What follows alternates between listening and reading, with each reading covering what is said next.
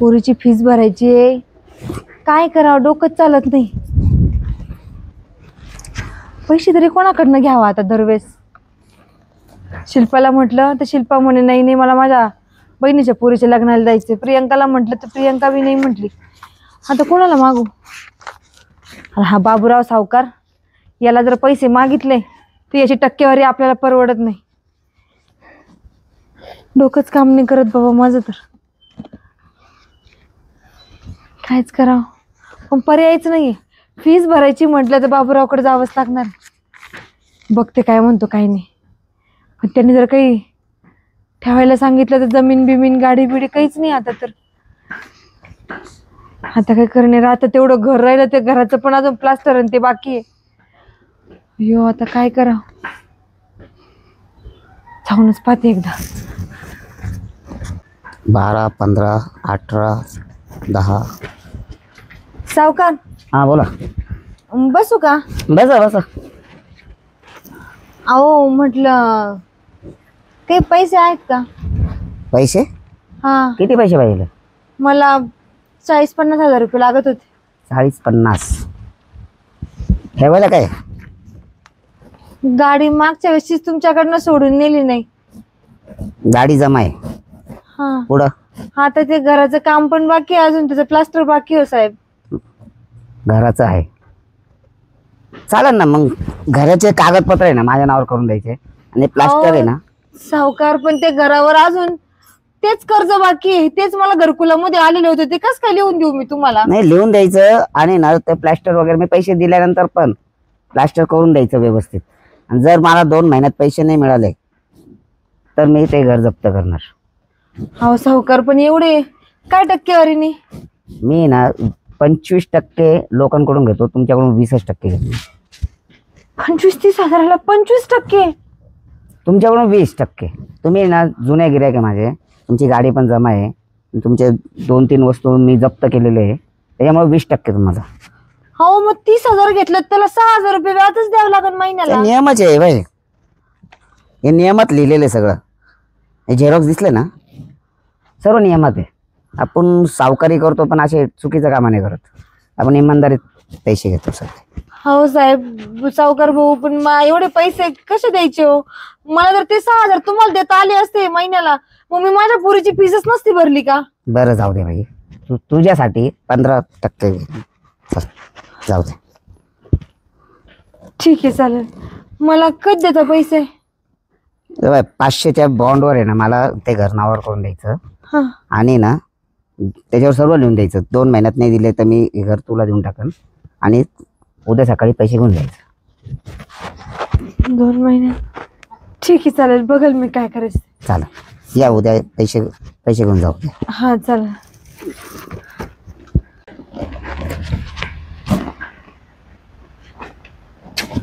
इथंच बसले का?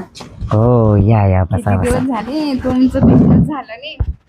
आज म्हटलं आपलं काम आहे, सावकारांना तरी भेटूया. येत जायचं, भेटत जायचं. हा तेच ना. ऐका ना सावकार, बोला बोला. मला आहे ना जवळपास मला 7 लाख कर्ज पाहिजे. 7 लाख? हा. एवढं कशाला लागतं तुला? लागते हो, ते घर नाही का, ते घर बांधणं चालू आहे.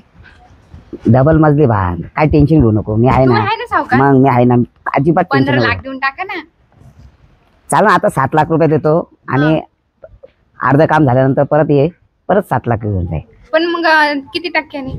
तुझ्याकडून कोण व्याज घेतं? ते आपलं घरचंच आहे, तू कशा टेन्शन घेते? तू टेन्शन नको घेऊ. फक्त तू आहे ना येत जाय भेटत जाय, बस मनाला बरं वाटतं तू आली म्हणजे. तुमच्यासारखे सावकार असले ना तर आमचे काय माड्यावर माड्या होतील माहितीये का?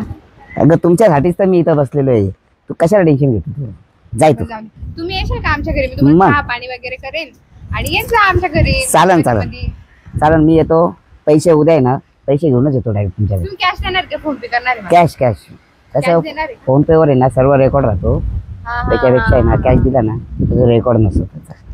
चालेल, कोणाला सांगू नका. नाही तूच सांगू नको कोणाला, तूच सांगू नको. वेगळंच समजायचं. नाही ठीक आहे सावकार, देवासारखे भेटले नाही तर कुठं माझं घर होतं, आता घर बांधून पडले. पण येत जाय भेटत जाय, तेवढंच बरं वाटतं, मनाला समाधान वाटतं. तुमच्यासारखे लोक असले, देवासारखे लोकांना भेटणार नाही का?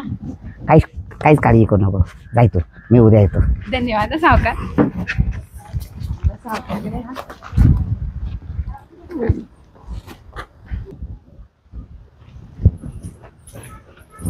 काय ग बेटा, कसं आहे, बरं आहे का? बरी आबा, तुम्ही बरे आहेत का?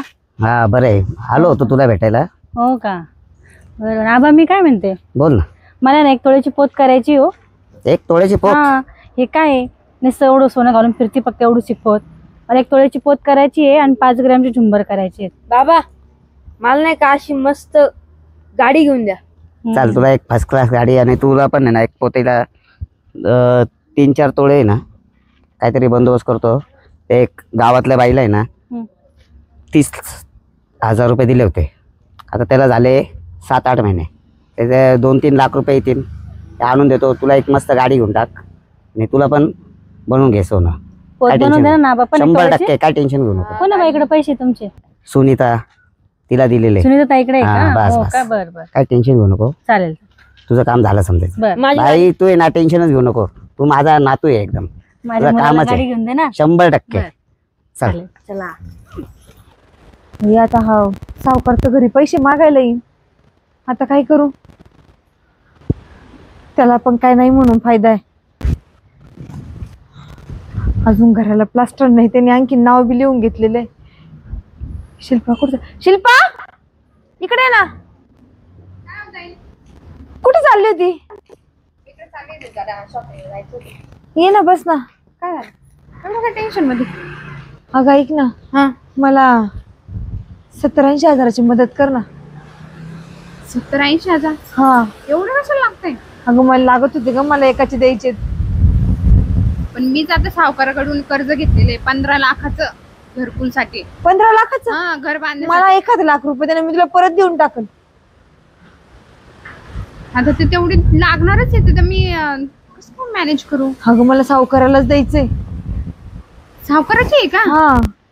मग तुम्ही त्यांना सांगा ना, आपल्याच गावातला माणूस आहे, तो ऐकून घेईन. हो, ते नाही ऐकणार अगं, आता ते येईलच माहिती का 5-10 मिनिटांमध्ये, कारण ते मला परवाच्या दिवशी त्याचा फोन आला होता का मी परवा 10:30-11 वाजेपर्यंत येतो.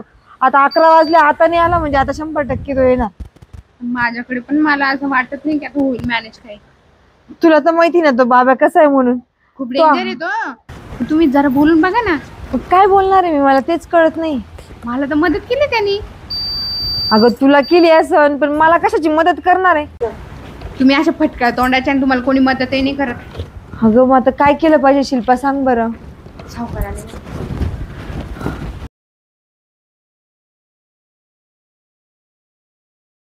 सुनीताबाई, काय आहे तुमचं? हे बघा, हाव. मी ना कालच आहे ना तुमचा हिशोब पाहिलं.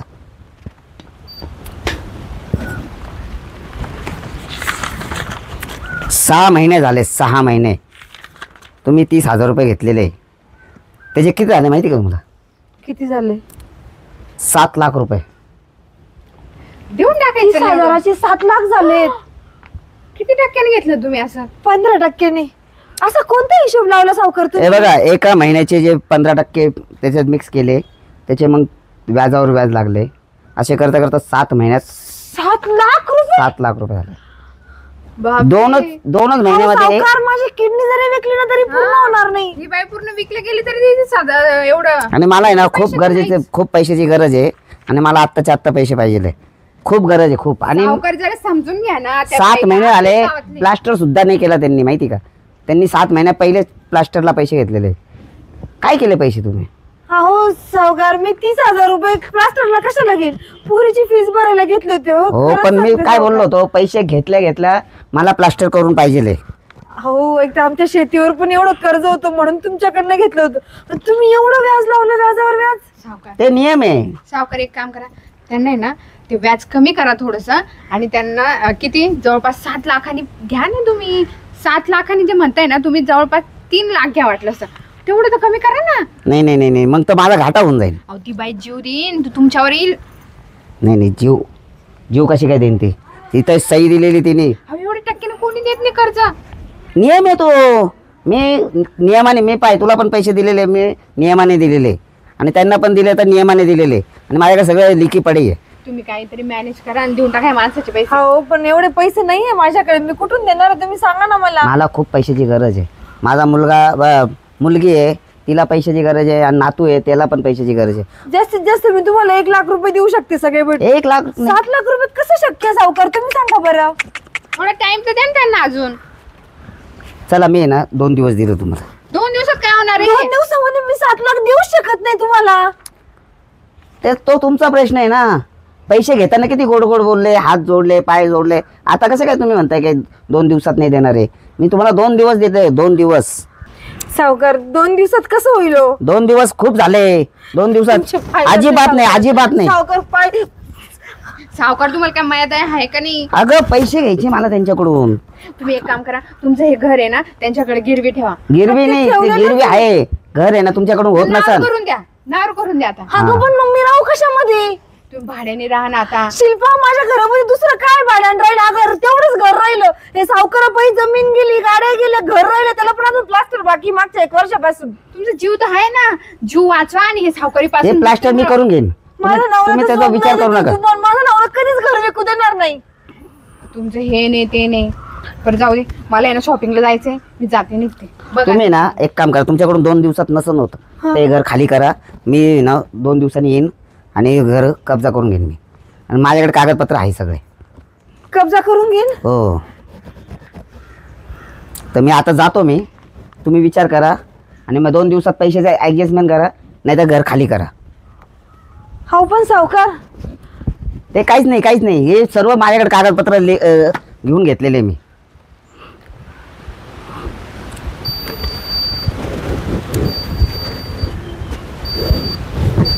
आता काय करू? पोलीस स्टेशनलाच जाते मी. कारण मी जर काही करून घेतलं तर हे पण जगायचे नाही. पोलीस स्टेशनलाच जाते. साहेब ऐका ना, मला मी एक तक्रार करायला आलेली होती. अहो गावातला आपला बाबूराव सावकार आहे ना, त्याच्याकडनं मी 6-7 महिन्यापूर्वी 30,000 रुपये घेतले होते पोरीची फीस भरायला.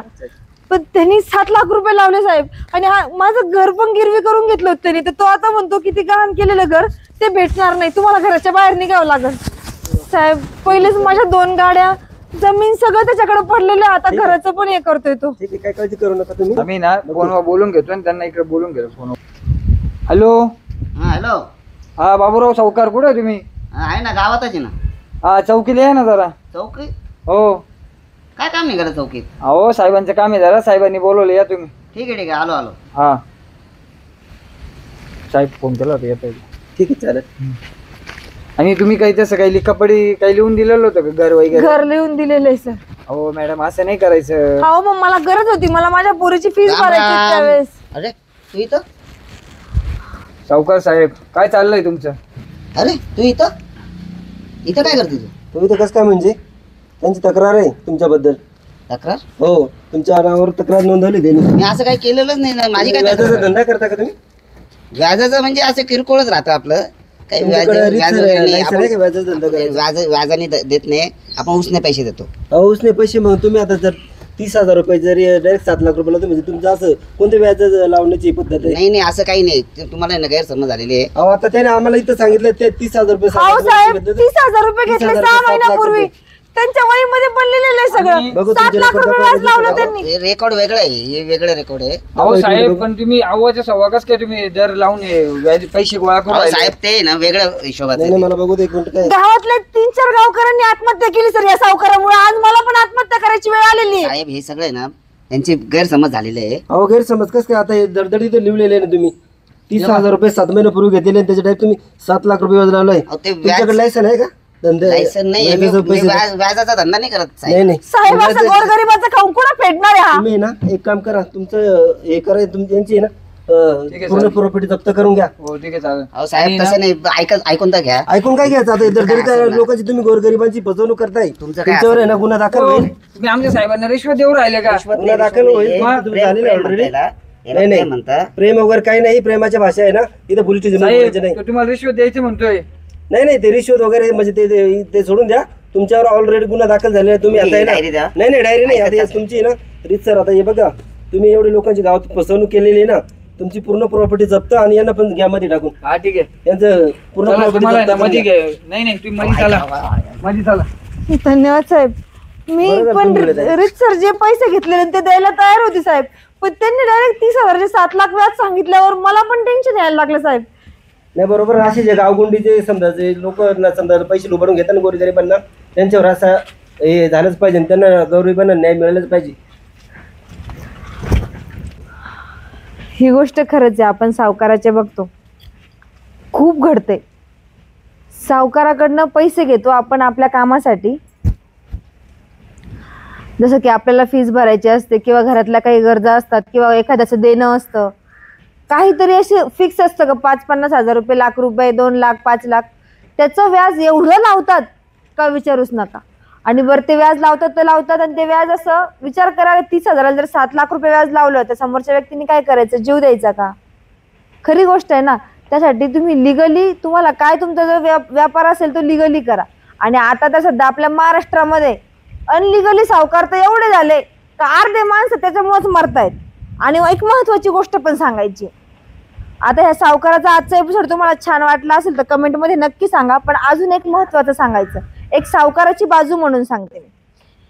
आता एक्झाम्पल, एखादा सावकार आहे, त्या सावकाराने एखाद्याला पैसे दिले, तिला गरज आहे म्हणून, तो एखादा समोरचा व्यक्ती काय करतो माहिती, तो माणूस त्याच्या बायकोला सांगतो नाही तू माग, तू मागितले तर तो माणूस लगेच पैसे देईल. सावकार हा थोडासा गोलमोलच असतो.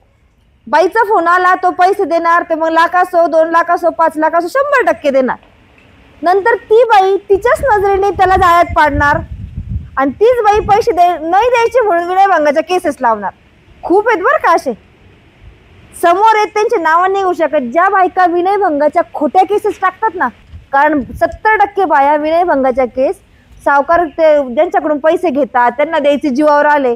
माझ्या समोरच्या लई मोठ्या गोष्टी त्या. आणि खरंच आहे, आमचे एक जवळचे बंधू आहेत एकदम, त्यांना पण एक मैत्री म्हणून एका पोरीने मैत्री केली, तिला 20-25 हजाराची मागणी केली. बरं, कॉलेजची फीस भरायची म्हणून पैसे दिले तर त्यांनी ऑनलाईन ट्रान्झॅक्शन केलं, आणि ज्यावेळेस त्याला गरज होती तो म्हणे मला माझे पैसे दे, तुझं काम झालं असेल तर तिने डायरेक्ट सगळीकडे सांगितलं, तू जर पैसे जर मला मागितले तर मी ह्या गुंडांना नाव सांगन, त्या गुंडांना, हा माग लागत होता माझ्या, हा मला पैसे मागत होता, आणि मी याला पैसे दिले तर हा माझ्या अंगाला हात लावत होता, वेगवेगळ्या चुकीच्या मागण्या करत होता, मी असं सांगन. ही गोष्ट नाशिक जिल्ह्यामधलीच आहे खरंच ही, आणि माझ्या एकदम जवळच्या व्यक्तीची. तर पोलिसांनी बस करा, महिलेला मागं दाबणं बंद करा, कारण महिलांसारख्या नालायक ही अशा गोष्टी जास्त करून महिलाच करतात, पुरुष नाही करत. आजचा एपिसोड कसा वाटला कमेंटमध्ये नक्की सांगा. लाईक करा, शेअर करा, आणि बघत राहा स्वाती कदम कॉमेडी नाशिकच्या.